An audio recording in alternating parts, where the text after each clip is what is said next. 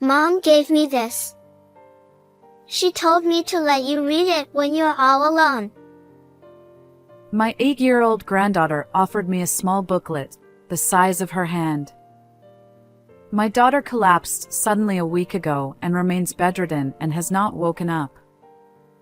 The doctors say that the symptoms are unexplained and there is nothing they can do. Mom told me yesterday. She said it had been hidden under the bed in our house. My granddaughter, who has had a mysterious power since she was a little girl, sometimes uttered unexpected words.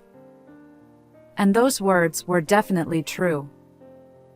I immediately checked the contents of my daughter's booklet. No way. Then, I found a horrifying story that made my hair stand on end. My name is Ari and I am 65 years old. I have lived alone since my husband passed away 15 years ago, but I have never felt lonely. This was because my daughter and her husband and granddaughter live in an apartment 10 minutes away from my house by car, and I saw them often. Cindy and her husband Dan are both 37 years old. They are both nurses working at the same hospital and got married 10 years ago after an office romance. 2 years later, their granddaughter Anne was born, and she had a strange power that most people do not have. Anne has a special power that is different from other children. The daughter who said this told me that my granddaughter could hear voices that no normal person should be able to hear. I did not want to doubt my daughter, but I could not easily believe something unscientific. At first, I thought it must have been just a coincidence or a misunderstanding on my daughter's part. It was when my granddaughter was 5 years old that I witnessed its power. It was when I went with her to visit the grave of my husband who had passed away in an accident. As I was offering my husband's favorite roses, my granddaughter said, "That's not right." She shook her head. Grandpa wants to see carnations. My husband loved carnations as much as roses before he died, but I had never mentioned it to my granddaughter. I froze for a moment in surprise. "Oh, and who told you what Grandpa's favorite flower was?" Grandpa just told me that he's not in the mood for roses today. She pointed to my husband's grave, and I stared at her in amazement. At the time I was still half convinced of my granddaughter's power, but then something happened a short time later that forced me to believe in her power. It happened when I went to the supermarket with my daughter and granddaughter. As we passed by a pregnant woman shopping, my granddaughter suddenly turned around and shouted loudly, "Wait! Your baby is in pain and crying. Go to the hospital right away." My granddaughter stopped by our neighbor, a woman who was also familiar with my daughter. She was standing there with a blank look on her face, and my granddaughter pleaded with her to hurry. Then, the daughter rushed to them and said, "Thinking you've been tricked, will you go to the hospital with me now?" and started rushing her. I thought she was going to scold my granddaughter for saying something outrageous, but I could not hide my surprise. "Hey Cindy, don't you think you're overreacting?" No, it's not, because if Anne is pleading so hard, there's definitely something going on. Then my daughter took some time and somehow convinced the woman. When they went with her to her OB/GYN clinic, they discovered that the umbilical cord was entangled in the baby's neck. The woman had to have an emergency C-section and was able to deliver the baby safely. If she had left it alone, the baby's life would have been in danger, and she and her family were very grateful for my granddaughter. Since then, I have come to believe in Anne's magical powers. However, my daughter asked me to keep this a family secret and I did not tell anyone. And that mysterious power would later cause a terrible tragedy. It all started one fine holiday. It was when my daughter came to visit my house with my granddaughter. I brought cookies for you. Wow, thank you. Are they by any chance homemade? I made them with my mom. Hey, Mom. My granddaughter asked, smiling, but my daughter did not respond. And looked up at Cindy, who did not respond, with a curious look on her face, and asked again, Mom? She looked up at Cindy again with a curious look on her face and replied, Yes, I guess so. She replied. I wondered what was wrong with her. It was not like Cindy. I felt uncomfortable that my daughter, who usually expresses her love for her child to the best of her ability, was being so curt with her. She continued to act strangely after that, and no matter what I tried to say to her, all she would say was, well, or yeah, as if she was not in the right place at all. I sensed that something was wrong with my daughter. I asked her, Hey, are you okay? If you have any problems or concerns, just tell me. My daughter seemed lost for a while, but then she opened her mouth with a troubled look on her face. Actually, Dan and I had a fight. It was the night before that day. My son-in-law, who had seen a program about a child with psychic powers, suddenly said, Let's use Anne's powers to make money. The daughter said, If she has this power, she'll pull out the TV. If she has this power, she'll be all over TV.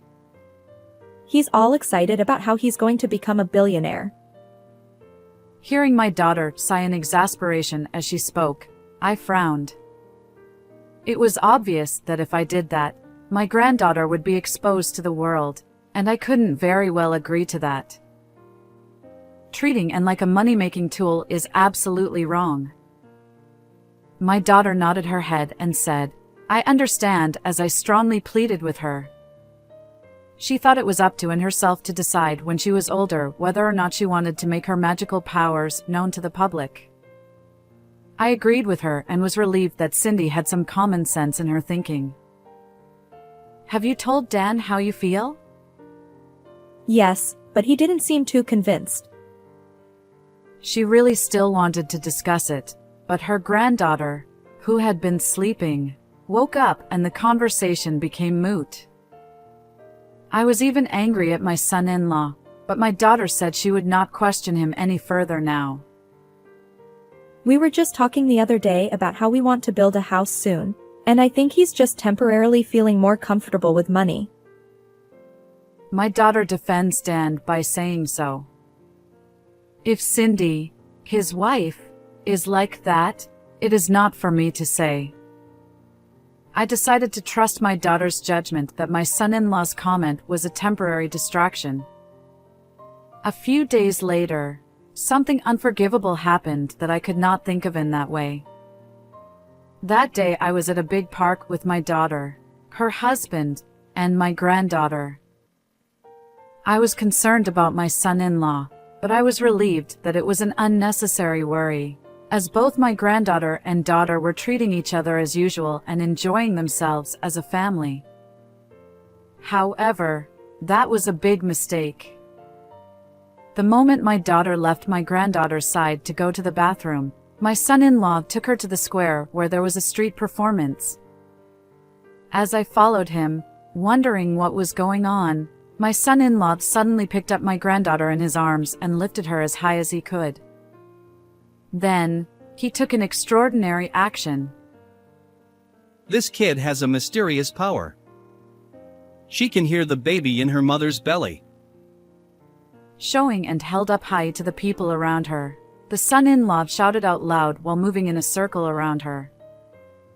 I was so surprised that my son-in-law started to do something so strange that I froze for a moment, but I immediately grabbed his arm to stop him. Hey, stop it! It's none of your business. Don't interrupt me. He didn't listen at all and shook my hand off. This kid is the child of God, He raised his voice even higher. Families and elderly couples walking in the park were glancing at us as if they were looking at something strange. I was rapidly becoming impatient, and just as I was about to do something to stop them, my daughter came dashing back when she heard my son-in-law yelling. What are you doing? Put it down right now. My daughter stormed at my son-in-law with great force. Overwhelmed by Cindy's anger, the son-in-law reluctantly put down his granddaughter. My granddaughter, who had been held in his arms forcibly and roughly pushed around, was on the verge of tears. Anne, are you okay? That was scary. My daughter stared at my son-in-law with a stern face as she hugged my granddaughter with tears filling her eyes. However, my son-in-law turned away and pretended not to know. Cindy knew she couldn't go on like this, and when and calmed down, she said, I'll talk to him for a minute. And left the place. While we were waiting for them, my granddaughter and I decided to go to a place with a lot of playground equipment and play. At first, my granddaughter still looked a little frightened, but as we played together, she regained her energy, which was a relief. A short time later, it was only my daughter who returned to us. She told me that her son-in-law had left sulking after an argument with Cindy. While I was listening to her story, I noticed a fresh scrape on my daughter's elbow. What happened to that injury? Actually, Dan got mad and pushed me. Really? Are you okay? I'm fine, and we'll talk about Anne when we get home, so don't worry. I told my granddaughter not to worry. Dad went to work suddenly. After that, just the three of us played together until the sun went down. To be honest, I was full of anxiety. I wanted to call my son-in-law and say something to him, but I thought he would feel bad if I, his mother-in-law, spoke out of turn, so I decided not to say anything. A few days later, I received a sudden call from my son-in-law. Shockingly, he informed me that our daughter had collapsed and was unconscious. She was perfectly fine when we last met. Why? Our daughter had been transported to the hospital where Dan worked, and I hurried there. Despite various tests, the cause of her collapse remained unknown, and she continued to sleep without waking up. I visited her every day, and during one of those visits, I encountered my son-in-law, who had been checking on our daughter's condition between work hours. I had taken comfort in the fact that he cared about our daughter even after our arguments, but later, I would discover that this was a significant misunderstanding. A week after our daughter collapsed, a significant event occurred. Our granddaughter, who had been visiting with us during our daughter's hospital stay, discreetly handed me a booklet. Grandma, take a look at this. She whispered. She glanced around, ensuring no one was nearby, and seemed quite cautious. What's this? It's from Mom. She said you should read it when you're alone. Our granddaughter explained. But when did she give this to you? Yesterday. Mom told me it's hidden under the bed at home. Yesterday, our daughter was already in a coma. Our granddaughter claimed she heard Cindy's voice using her mysterious ability. Perhaps it's akin to a sixth sense. As soon as I picked up the booklet, I felt a shiver run down my spine. No way. Fearfully, I opened the booklet and found something terrible written in it. Immediately, I became suspicious of my daughter's sudden collapse, and examined her body, which was still asleep. I looked at her head, face, and body in order, but there was nothing unusual. However, just to be sure, I took off her underwear and found something extraordinary.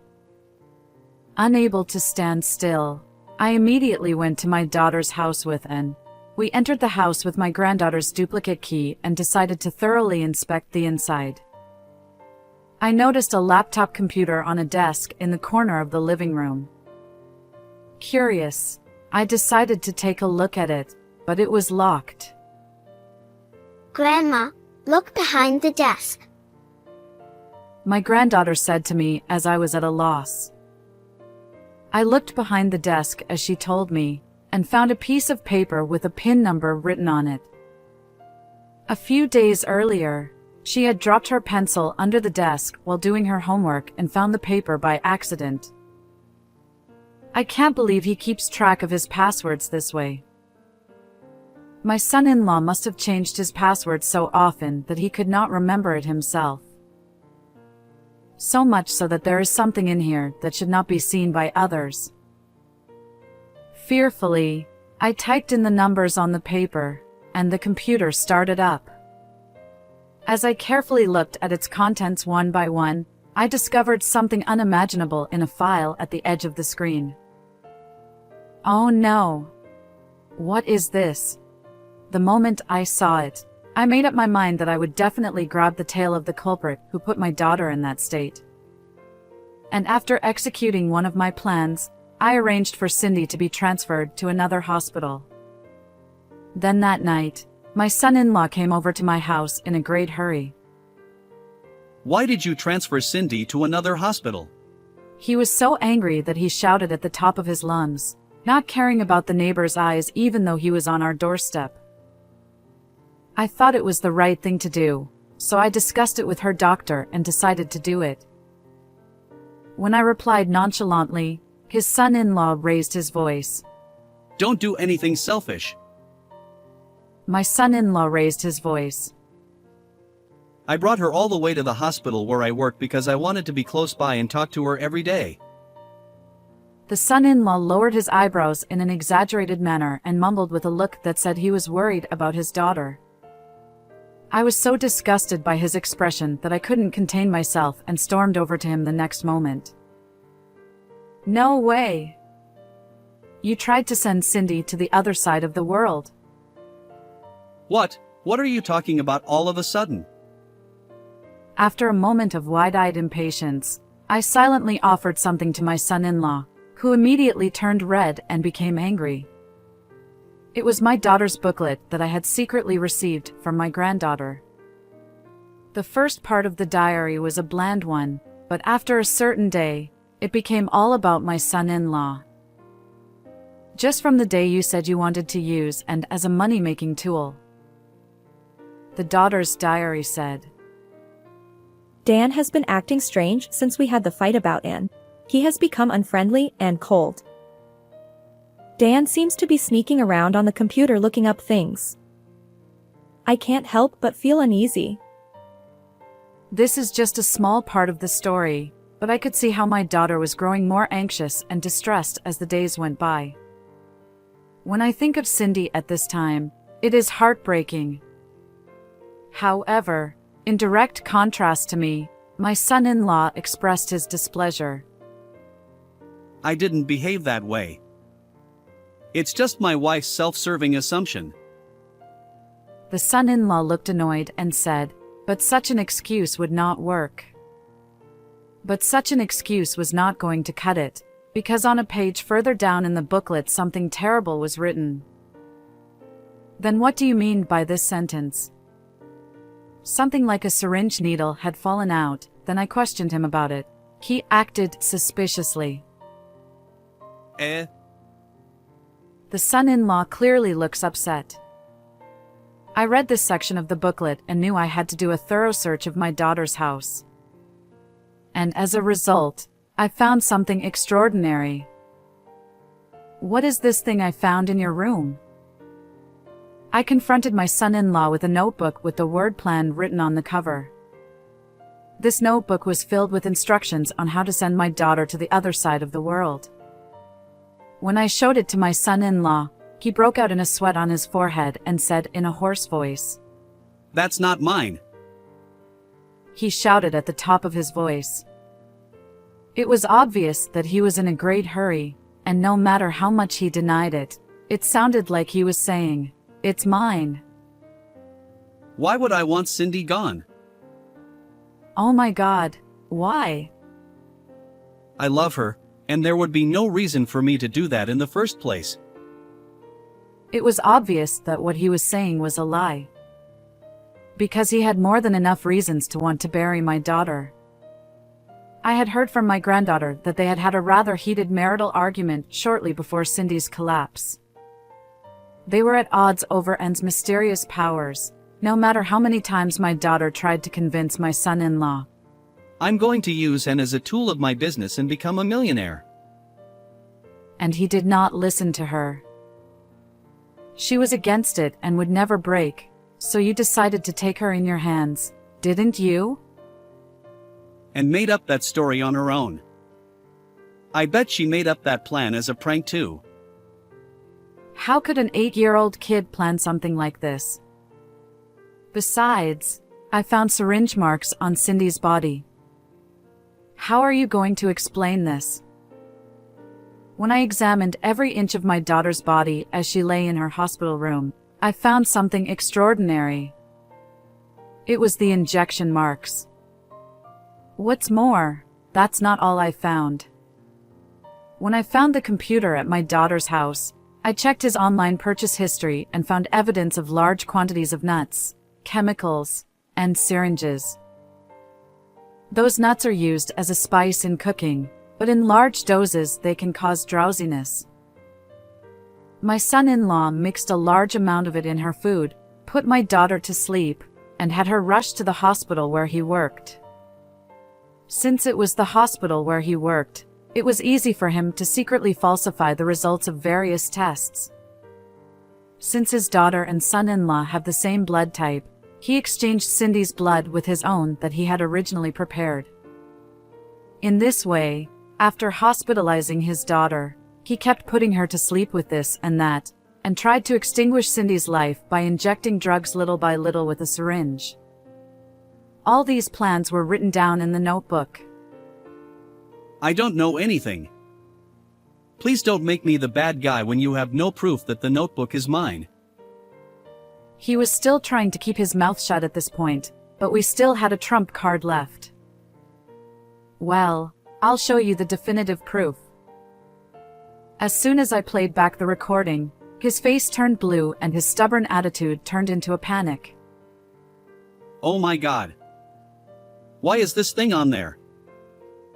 I showed my son-in-law a video that showed him in the hospital room putting something into my daughter's IV. Upon seeing the booklet and the plan, I was convinced that my son-in-law was trying to make Cindy disappear, and I immediately set up a small hidden camera in my daughter's hospital room. I made that footage available to my phone in real time and checked the video every 10 minutes. Then, a few hours after setting up the camera, I was able to record the decisive moment. This was just the injection of a drug that the doctor had ordered. There is no use in telling such a lie. Immediately after I saw this video, I asked the doctor to retrieve the IV and analyze the ingredients inside. As a result, I found out that it was mixed with a dangerous chemical that the hospital did not have. Then, having perfectly caught my son-in-law at the scene of the crime, I immediately transferred Cindy to a different hospital. Now there will be no more excuses. Damn. I shouldn't have injected her IV just because it was too much trouble to take off her clothes. Throwing himself down, the son-in-law spat that out, then scratched his head and kicked the front door with all his might. You mean to say that you admit that you did all this? Oh, no, no. It's wrong. Not at all. Although he became impatient at his own careless remark, he could think of no excuse and just kept repeating the same words. However, no matter how much he tries to talk his way out of it now, it is futile. I have already filed a damage report and submitted these evidences to the police, so an investigation should have started by now. You will be arrested soon. the son-in-law, with a look of despair on his face as he realized that there was nothing left for him to do, made a series of exaggerated apologies to show for it. Please forgive me. How can I make it right for you to forgive me? I looked down at him with cold eyes, having no intention of forgiving him when he did that. I won't use it as a business tool anymore, and I will take good care of Cindy too. Please withdraw the damage report. Even after saying this, my son-in-law kept making excuses, apologizing, and jumbled up his words.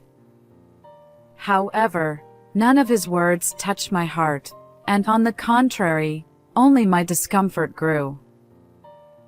You're depressing me, so I want you to leave. I coldly pushed away my son-in-law who was clinging to me, and his face looked as if it was the end of the world. Wait. I pushed him, who was still trying to say something, out of the doorway, and with my arms full of disgust for him, I vigorously closed the door. Shortly thereafter, my son-in-law was arrested and Cindy and he divorced. My daughter has retained an attorney and is suing him for a total of $70,000 in alimony and child support. What he did was deemed so malicious that he will not be able to come out from behind bars for a while. My daughter woke up soon after being transferred to the new hospital, and she recovered quickly and is now completely healthy. Now I live with my granddaughter and the three of us live together in peace. What did you think of this story? Please subscribe to our channel. See you in the next video.